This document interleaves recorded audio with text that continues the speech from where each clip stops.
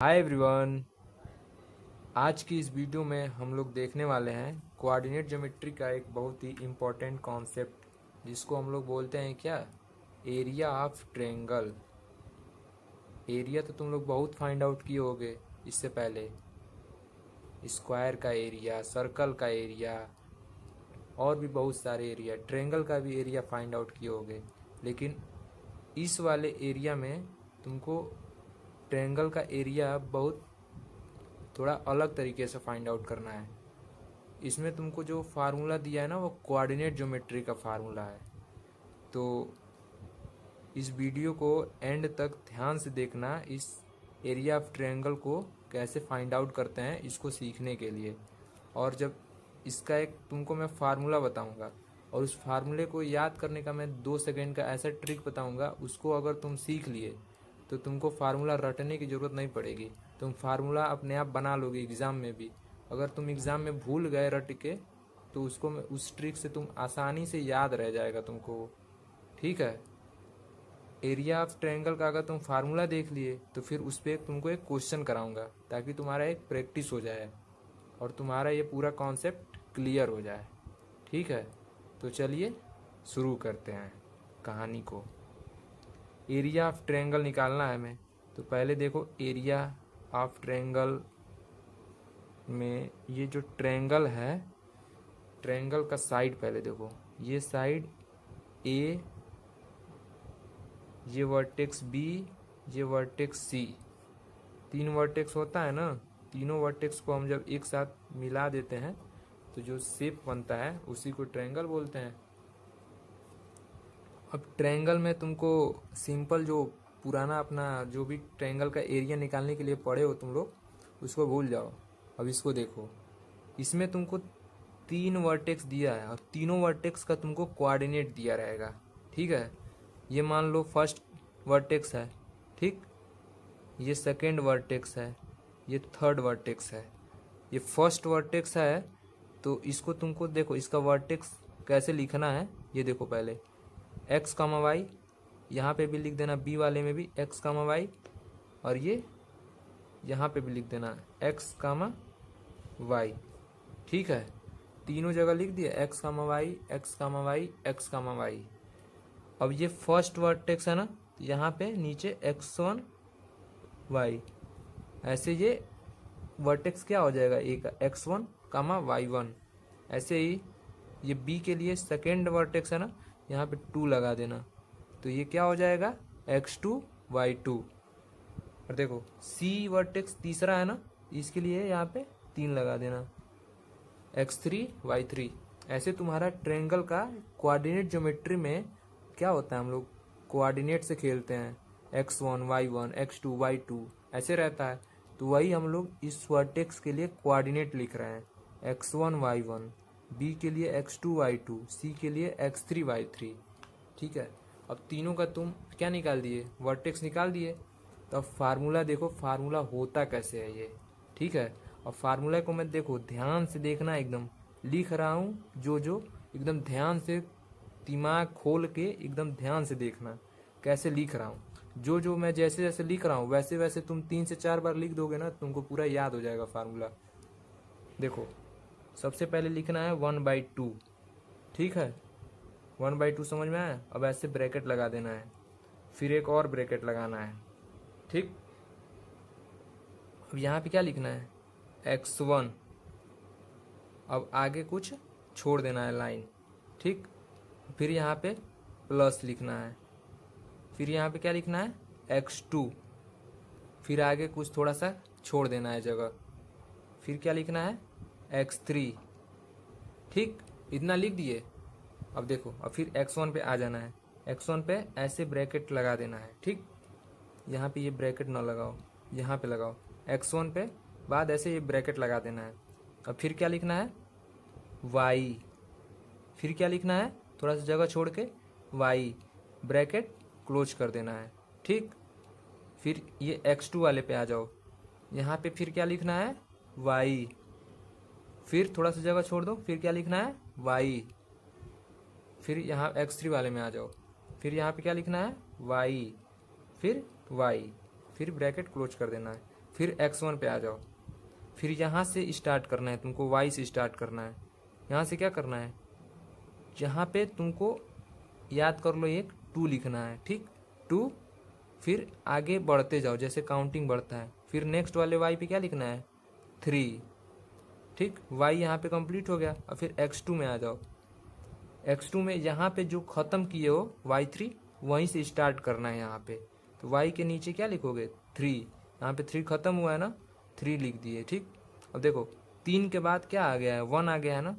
तो यहाँ पे 3 के बाद 4 नहीं जाएंगे, क्योंकि 1 2 3, 1 2 3, y क्या है 1 2 3, 3 के बाद 4 नहीं गया है। तो 3 के बाद जो गया है वो लिखेंगे हम। y3 के बाद क्या है, y1 है, y1 लिख देंगे। समझ में आया, 4 क्यों नहीं लिखे हैं हम लोग। अब देखो यहाँ पे x2 वाला भी कंप्लीट हो गया। अब फिर यहाँ पे आ जाएंगे x3 पे। x3 में क्या होगा, जहाँ पे ये ख़त्म हुआ है वहीं से स्टार्ट होगा। तो y3 के बाद y1, और फिर यहाँ पे 1 के बाद 2, ठीक। अब फिर बीच में सबके माइनस साइन लगा देंगे, ठीक। यह है तुम्हारा फार्मूला रेडी, ठीक है। यही तुम्हारा फार्मूला है। क्या है फार्मूला, समझ में आया। अब फार्मूले को एक बार मैं सीधे सीधे पढ़ रहा हूँ, देखो 1/2 x1 y2 minus y3 plus x2 y3 minus y1 plus x3 y1 minus y2। समझ में आया। अगर नहीं समझ में आया तो एक बार मैं फिर से शॉर्ट में समझा रहा हूँ, ध्यान से देखना एकदम। फिर से लास्ट चांस समझा रहा हूँ मैं। देखो 1/2 एज इट इज लिखेंगे, यहाँ पे ब्रैकेट लगाएंगे बड़ा वाला, फिर x1 लिखेंगे, ठीक। फिर थोड़ा सा जगह छोड़ देंगे, फिर प्लस लगा के x2 लिखेंगे, फिर थोड़ा सा जगह छोड़ देंगे इतना इस चीज़ को लिखने के लिए, फिर प्लस लिखेंगे, x3 लिखेंगे, फिर इतना जगह छोड़ देंगे, ठीक। फिर हम x1 पे आ जाएंगे। फिर हम यहाँ पे y 2 जगह लिखे हैं और ब्रैकेट क्लोज कर दिए हैं। फिर x2 में आ गए, फिर y लिखे हैं और ब्रैकेट क्लोज कर दिए हैं। फिर x3 में आ गए, y लिखे हैं, ब्रैकेट क्लोज कर दिए हैं, और फिर आ जाएं। फिर देखो यहाँ से हम लोग स्टार्ट किए हैं, फिर से 2 लिखे हैं, फिर 3 लिखे हैं, फिर 3 लिखे हैं, फिर 1 लिखे हैं। 3 क्यों लिखे हैं, क्योंकि यहीं से ख़त्म हो रहा है, तो यहाँ पे ये स्टार्ट हो जाएगा वहीं से, 3 1 1 2, और बीच में माइनस साइन लगा देंगे। फार्मूला हमारा तैयार हो गया। मैं इतना जो तुमको एक्सप्लेन कर रहा हूँ ना, इतना तुमको ध्यान नहीं देना। मैं जैसे बताया हूँ वैसे बस 3 से 4 बार लिख दोगे, तुमको याद हो जाएगा। ऐसा लग रहा होगा कितना लेंदी बता रहा हूँ, लेंदी नहीं है। तुमको बस 3 से 4 बार मेरे लिए बस 3 से 4 बार इसको लिखना। नहीं याद हो जाएगा तो कहना। ऐसे मैं जो बोला हूँ तुमको, ठीक है, ऐसे निकल जाएगा तुम्हारा एरिया ऑफ ट्रायंगल का फार्मूला। अब इसी फार्मूले पे तुमको एक क्वेश्चन देखना है। सिंपल क्वेश्चन है, एकदम सिंपल क्वेश्चन है। तुमको जो जो ये पॉइंट दिया है वही पॉइंट का वैल्यू तुमको उठा के इस फार्मूले में रखना है और उस फार्मूले को सॉल्व करना है। इस फार्मूले को जो भी बनेगा एक्सप्रेशन उसको सॉल्व करना है, और जो सॉल्व करने पे आंसर आएगा वही तुम्हारा एरिया हो जाएगा, ठीक है। ये तो मैं तुमको ओवरव्यू बता रहा हूँ। अब देखो एक्चुअल में क्वेश्चन सॉल्व कैसे होगा। ये तुम्हारा एरिया निकालना है ट्रायंगल का। अब ये फर्स्ट पॉइंट क्या दिया है तुमको, 1 कामा -1, यहाँ पे मैं पॉइंट लिखा हूँ 1 कामा -1। बी वाला पॉइंट क्या है, -4 कामा 6। सी वाला पॉइंट कितना है, -3 कामा -5। कहीं अगर कैलकुलेशन मिस्टेक होगा तो संभाल लेना तुम लोग, ठीक है ना। मैं ऐसे फ्लो में सॉल्व करा रहा हूँ, कहीं कैलकुलेशन मिस्टेक होगा तो संभाल लेना। कॉन्सेप्ट वाइज ये चीज़ें सही है, ठीक है। अब देखो ABC 3 वर्टेक्स हैं, तीनों का जैसे इससे और इसको कंपेयर करना है, इस फार्मूले को और इससे कंपेयर करना है। ए पॉइंट दिया है, 2 कोऑर्डिनेट हैं, बी x1 यहाँ पे दिया है, x1 y1 x2 y2 x3 y3, x1 y1 x2 y2 x3 y3।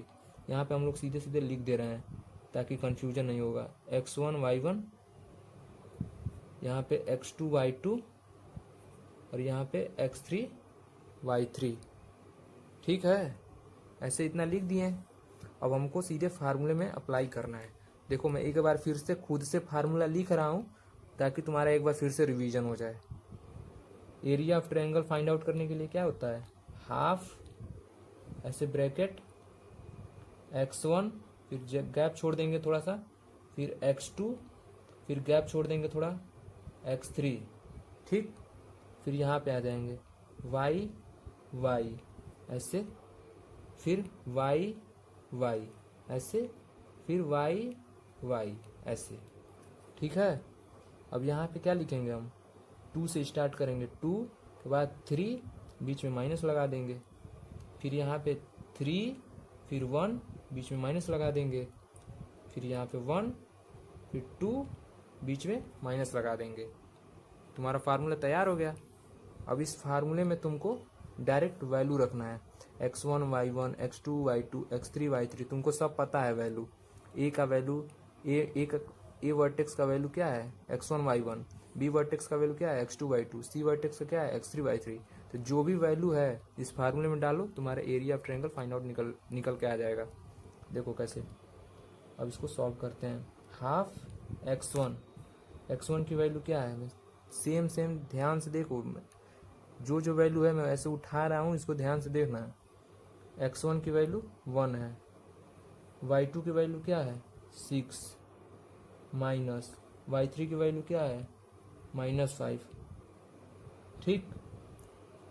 6 y2 की वैल्यू है माइनस, y3 की वैल्यू -5, ब्रैकेट में लगा के ऐसे लिख देंगे, प्लस x2 की वैल्यू कितनी है -4। यहाँ पे तुमको कैलकुलेशन में थोड़ा सा मिस्टेक हो सकता है, क्योंकि प्लस माइनस चलेगा तो थोड़ा सा दिक्कत आ सकता है, तो ध्यान से देखना। y3 की वैल्यू कितनी है -5, माइनस y1 की वैल्यू कितनी है -1, ठीक है।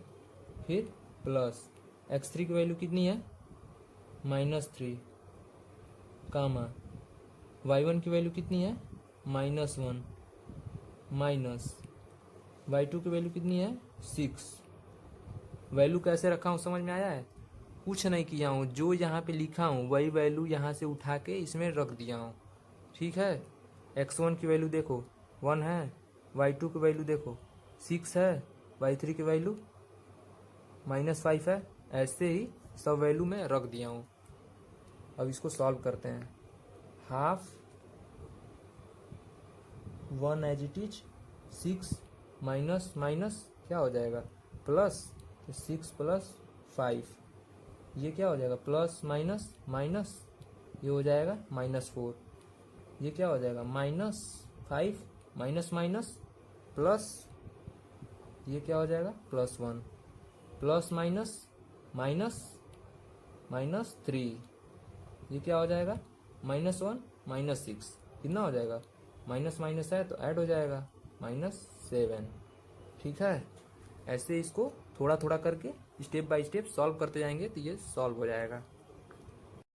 अब देखो यहाँ पे क्या है, हाफ 1, 6 + 5 11, -4 एज इट इज, -5 + 1 कितना हो जाएगा -4, -3 मल्टीप्लाई -7 कितना हो जाएगा माइनस माइनस प्लस, और 7 × 3 21, ठीक है। इतना सॉल्व हो गया। अब नेक्स्ट देखो 1/2, 1 मल्टीप्लाई करोगे 11 से 11 हो जाएगा, माइनस माइनस मल्टीप्लाई करोगे तो कितना हो जाएगा प्लस, और 4 × 4 16 प्लस 21, ठीक है। इतना हो गया। अब देखो 1/2, अब इन तीनों को जोड़ दो, तीनों को जोड़ोगे तो कितना होगा 6 + 1 7 + 1 8, ये हो गया 8, और ये हो गया 2 + 1 3 + 1 4।